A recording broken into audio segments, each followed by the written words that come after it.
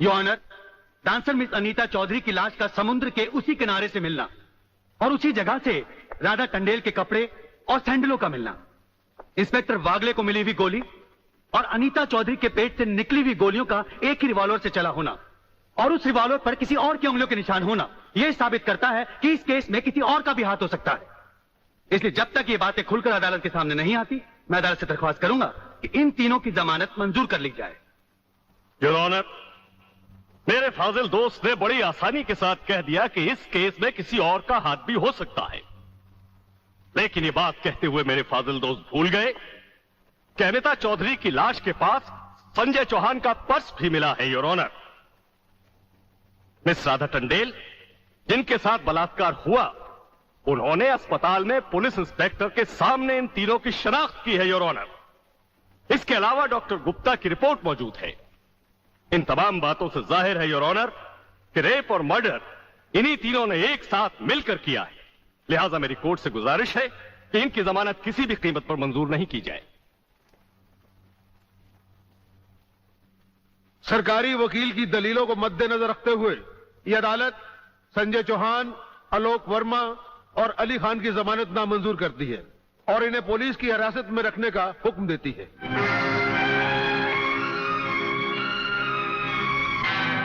Your honour, मैं inspector वागले इस case की छानबीन मैं कर रहा हूं। अदालत से इस केस के बारे में कुछ कहने की इजाजत चाहता हूं। इजाजत है। Thank you sir.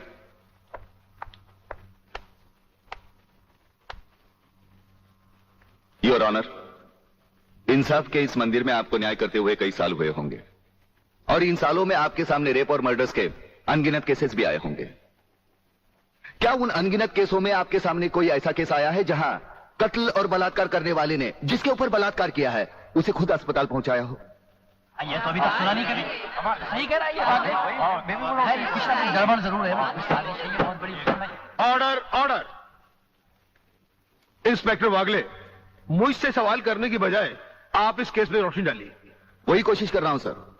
अदालत सरकारी वकील की जिन दलीलों को मद्देनजर रखते हुए इन लड़कों की जमानत नामंजूर कर रही है, मैं उन्हीं दलीलों के बारे में कुछ कहने की इजाजत चाहूंगा। इजाजत है। सरकारी वकील का कहना यह है कि अनीता चौधरी की लाश के पास संजय चौहान का पर्स मिला। हो सकता है बेहोश राधा टंडेल को उठाते वक्त वो पर्स वहां गिर गया हो। अब इनका कहना यह है कि राधा टंडेल ने इन लड़कों के खिलाफ बयान दिया है। यह भी तो हो सकता है कि वो बयान उसे किसी के दबाव में आकर दिया हो। जिस डॉक्टर ने बलात्कार की रिपोर्ट बनाई वो भी खरीदा गया हो। आपकी इन दलीलों से अदालत अपना फैसला नहीं बदल सकती। यह फैसला आप जबरदस्ती इन पर लाद रहे हो। इंस्पेक्टर वागले, अगर मैं चाहूं तो अदालत की तौहीन के जुर्म में मैं तुम्हें अभी टर्मिनेट कर सकता हूं। कोई परवाह नहीं है मुझे इस बात की। मेरा तो विश्वास उठ गया इस कानून से। कौन सा कानून, कैसा कानून? यह कानून तो चंद मुजरिमों की रखेल बन बैठा है।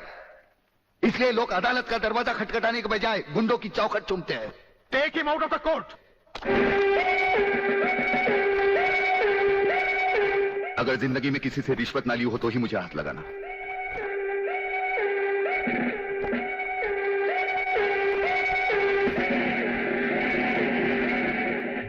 इन्हें गिने भुक्कड़ लोगों की वजह से अदालत शतरंज की बिसात बन गई है, जहां कोई भी आकर कानून से खेल सकता है।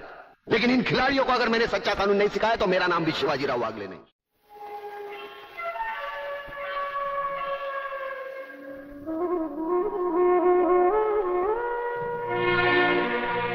नहीं यार, इस तरह तो हिम्मत हार के हम बिना फांसी के ही मर जाएंगे। ये क्या हो गया तुम दोनों को यार? अली, सोचता हूं मेरी बहन शांति पर क्या बीत रही होगी। मुझे पढ़ा लिखा कर एक बड़ा इंसान बनाने के लिए क्या कुछ नहीं किया उसने। लोगों के घर में काम कर करके अपने हाथों पे मेहंदी की जगह छाले डाल ली उसने। आलोक, तुम्हारी तो वो सिर्फ बहन है, मगर मेरे लिए वो बहन भी है और मां भी है। अगर बचपन से ही उसका प्यार मुझे ना मिला होता तो शायद ये अनाथ सड़कों पर ही अपना दम तोड़ देता। मेरी मां पर भी क्या बीत रही होगी।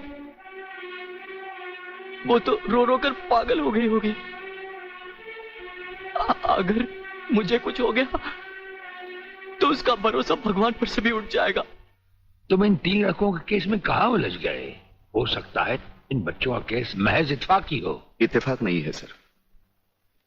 ये कड़ियां भले ही अलग अलग नजर आ रही हो, लेकिन अगर गौर से देखें तो ये सब एक ही जंजीर की कड़ियां हैं, जिसमें एक न एक दिन जीवनलाल टंडेल, रसिकनाथ और गुंडा स्वामी की कलाइयां फंसेंगी। ये इत्तेफाक नहीं है सर, इत्तेफाक नहीं है।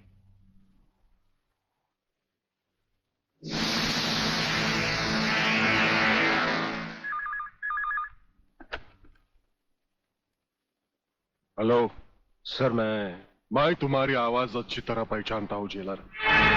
तुम वहां से कुछ नहीं बोलोगे, सिर्फ सुनो,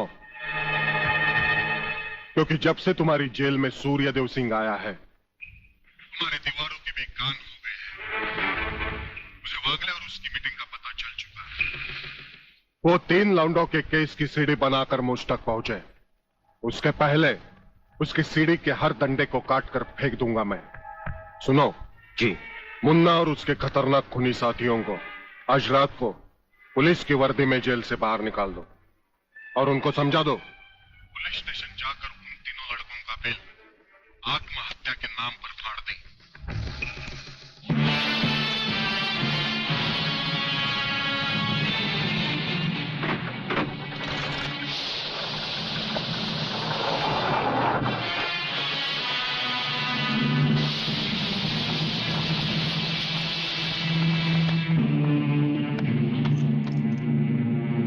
टेलीफोन का वायर काट दो, अब इसे बांध दो।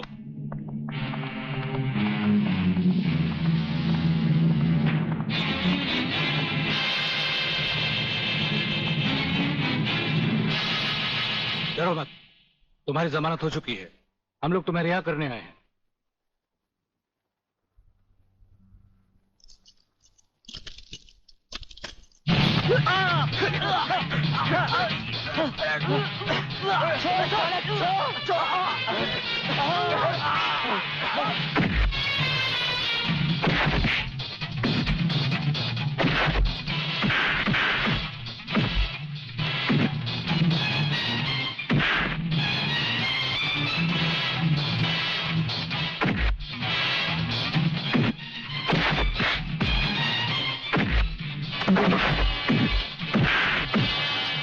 छोड़ना मत संजू।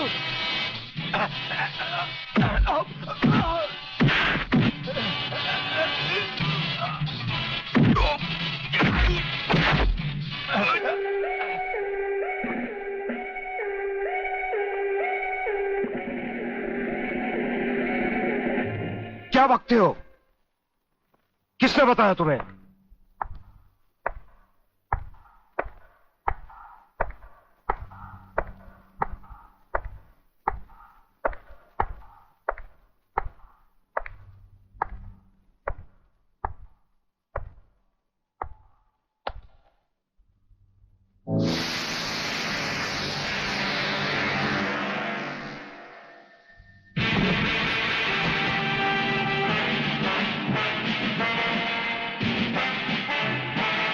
कुछ ही देर पहले तुम जेल की कोठरी में बंद थे, फिर वहां से निकले कैसे? और अपने ये कपड़े पहनकर यहां किसके हुक्म से आए? हम अपने हुक्म के खुद मालिक हैं। हम अपने हुक्म से ही अंदर आए थे और अपने ही हुक्म से बाहर चले जाएंगे। तुमसे अच्छी तरह मिल लेने के बाद। तुम्हें अच्छी तरह मालूम होना चाहिए कि तुम किसके सामने बैठे हो। हमें मालूम है, इसीलिए तो जूते तुम्हारे मुंह के सामने रखे हैं। तुम जैसे गद्दारों से हम नहीं, हमारे जूते ही मुंह लगाते हैं। सूर्यदेव सिंह! ब्रिगेडियर सूर्यदेव सिंह, भूल कैसे गए? हम आज भी ब्रिगेडियर हैं, कल भी ब्रिगेडियर थे। जेल में आना तो एक नाटक था तुम जैसे मुजरिम तक पहुंचने के लिए। और ये रहे तुम्हारे काम के कागज। ये हमारा रिहाई का ऑर्डर और ये है तुम्हारी गिरफ्तारी का वारंट।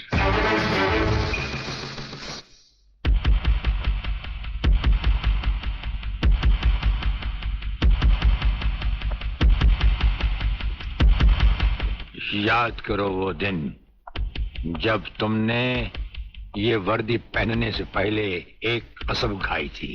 याद करो। हम कसम खाते हैं कि हम पूरी ईमानदारी और वफादारी से देश और कानून की रक्षा करेंगे।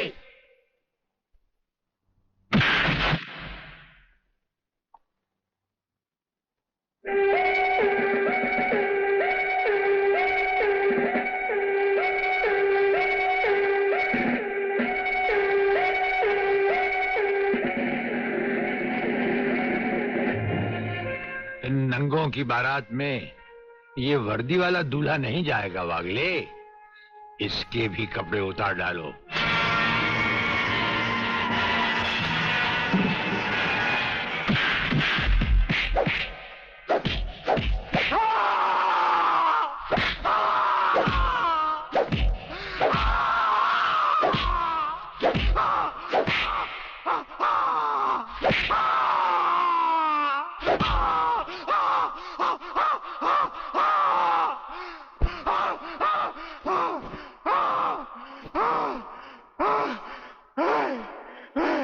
सच कह रहा हूं, मैं बेकसूर हूं। प्रलयनाथ के बारे में मैं कुछ नहीं जानता। बेहोश होने से पहले 3 बार, होश में आने के बाद 3 बार तेरा इसी तरह इलाज करता रहूंगा।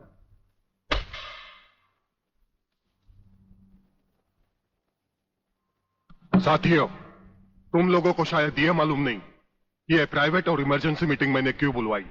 इसलिए कि सूर्यदेव सिंह जेल से छूट चुका है और अब वो खतरा बनकर हम सबके सर पर मंडरा रहा है। मगर 1 साल से पहले वो छूट कैसे गया? उसका जेल जाना एक नाटक था कादर। उसने जेलर और हमारे 4 खूंखार कातिलों को गिरफ्तार करके किसी ऐसी जगह छुपा दिया है कि जिसके बारे में पुलिस डिपार्टमेंट को तो क्या, मुझे भी मालूम नहीं। जीवनलाल, मेरे 4-5 आदमियों को गिरफ्तार करके अगर वो मुझ तक पहुंचने का ख्वाब देख रहा है तो उसका ये ख्वाब मैं कभी भी पूरा नहीं होने दूंगा। अब सूर्यदेव सिंह नाम का बिल फाड़ना ही पड़ेगा। मगर अगर मगर कुछ नहीं चलेगा जीवनलाल। अब 15 अगस्त को ज्यादा दिन नहीं है। जानते हो, सूर्यदेव सिंह हमारे लिए बहुत बड़ा चैलेंज है और बड़े से बड़े चैलेंज के साथ टकराने का प्रलयनाथ को शौक है। तुम तुम्हारी मिनिस्ट्री संभालो, सूर्यदेव सिंह को आज से मैं संभालूंगा।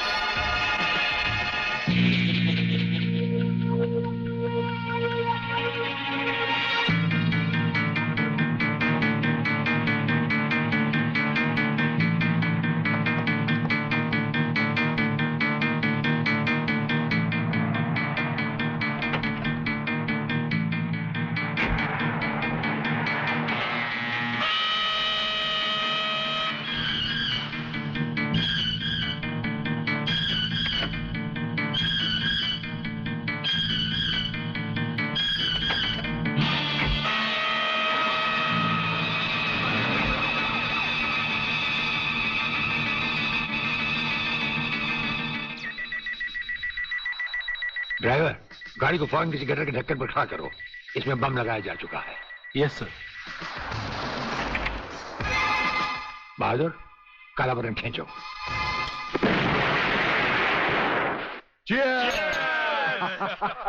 पियो, आज जी भर कर पी लो।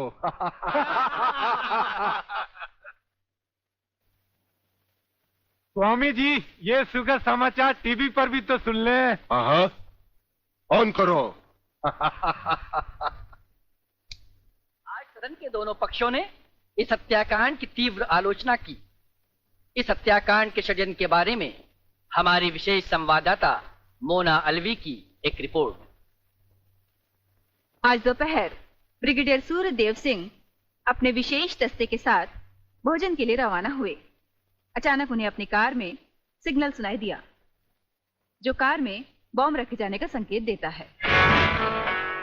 सूर्यदेव सिंह ने अपनी गाड़ी एक गटर के ढक्कन पर रुकवाई और अपने विशेष दस्ते के ब्लैक कमांडो से ये काला बटन खींचने को कहा।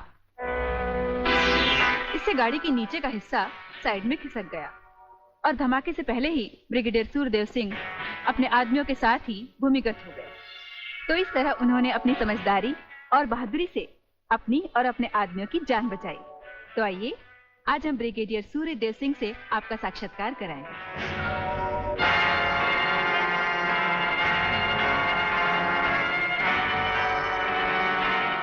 ब्रिगेडियर साहब, क्या आप हमें बताएंगे कि इस साजिश में किसका हाथ है? हाँ, हाथ होता तो कभी का काट चुके होते हम। ब्रिगेडियर साहब, आप हमारे दर्शकों को बताएंगे कि इन देशद्रोहियों ने आप पर हमला क्यों किया? जाहिर है कि हमें जीवन दान देने के लिए नहीं, हमारी जबान भी हमारी गोली की तरह दुश्मनों से सीधे बात करती है, टीवी पर नहीं।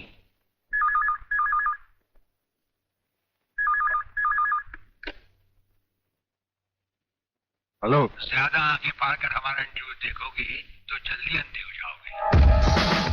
ये समाचार देखने का नहीं, पैगाम सुनने का वक्त है। हेलो हेलो, तुम फोन कहां से कर रहे हो? तुम तो टीवी पर हो। हम टीवी पर भी हैं और हमारे घर पर भी। गेंडा स्वामी, ये टाइम बम का खेल हम तब से खेल रहे हैं जब तुम्हारे बाप दादा अपने बालों में खिजाब लगाते थे। याद रखना, तुमने सिर्फ एक टाइम बम फिट किया था जो हमारा बाल भी बैंका ना कर सका, मगर हमने तुम्हारी मौत के लिए इतने बम तैयार कर रखे हैं जो तुम्हें तो क्या, तुम्हारे पालतू कुत्तों को भी बचने का टाइम नहीं देंगे। ब्रिगेडियर साहब, क्या आप उन देशद्रोहियों को कोई पैगाम देना चाहेंगे? पैगाम? हमारा पैगाम तो उन तक पहुंच चुका है।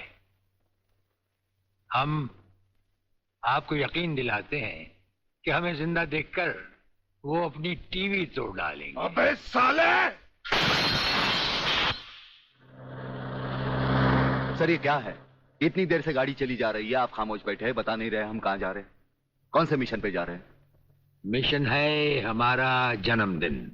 अरे, हमारी राजपूताना रेजिमेंट हमसे बहुत प्यार करती है वागले, और वहां के कुछ जूनियर और सीनियर अफसर मिलकर हमारे जन्मदिन को बड़े शौक से मनाते हैं।